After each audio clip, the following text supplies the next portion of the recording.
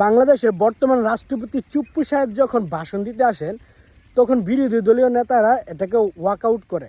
Walkout হচ্ছে আপনার, এটা একটি গণতান্ত্রিক, যেহেতু আমাদের গণতান্ত্রিক রাষ্ট্র এবং গণতান্ত্রিক সংবিধান, সে হিসেবে ওয়াকআউট করাটা স্বাভাবিক।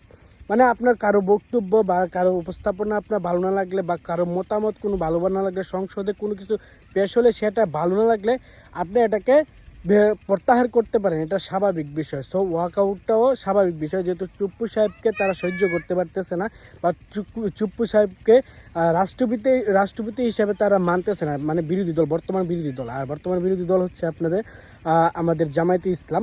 তো জামায়াতে ইসলামের জোটে যারা আছেন তারাই হচ্ছে বিরোধী দল। তো তারা যদি এটাকে না মানে ওয়াকআউট করে, তো এটা করতেই পারে, স্বাভাবিক বিষয়।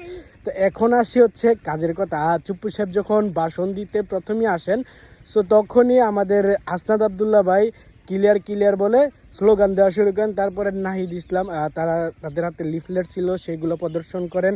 এবং আমাদের নাহিদ ইসলাম ভাই, আমাদের সম্মানিত নাহিদ ইসলাম ভাই, তিনি স্বৈরাচারের দোসর হিসেবে স্লোগান দেওয়া শুরু করেন। তারপরে তারা ওয়াকআউট করে।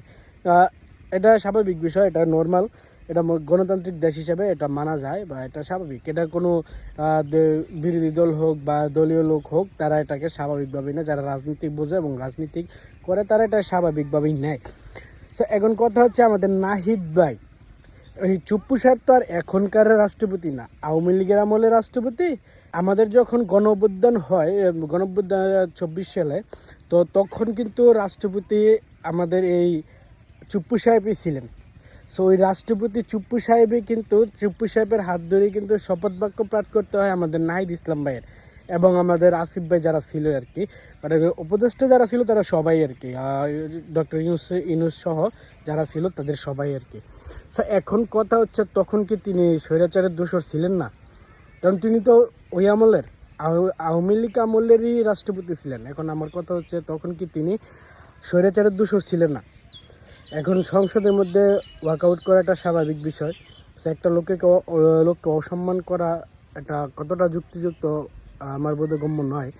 তো যতটুকু করছে, যাক ভালো করেছে। এটা একটা মানে গণতান্ত্রিক দেশ বা গণতান্ত্রিক রাষ্ট্র হিসাবে, গণতান্ত্রিক সংসদ হিসাবে আমরাও এটাই চাই যে বিরোধী দল যত শক্তিশালী হবে দেশ তত উন্নত হবে।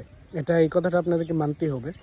এখন কথা হচ্ছে, আপনি যখন রাষ্ট্রপতি চুপ্পু সাহেবের হাতে আপনি শপথ বাক্য পাঠ করলেন উপদেষ্টা হিসাবে, তখন আপনার কাছে স্বৈরাচারের দোষর মনে হলো না, এখন আপনার কাছে স্বৈরাচারের দোষর মনে হয়েছে। তো ঠিক আছে, ভিডিওটি দীর্ঘই করব না, ভিডিওটি এতটুকুই। যারা রাজনীতি বোঝে অবশ্যই কথা দ্বারা বুঝবেন, কথা বুঝবেন। ঠিক আছে, আপনাদের সাথে আবার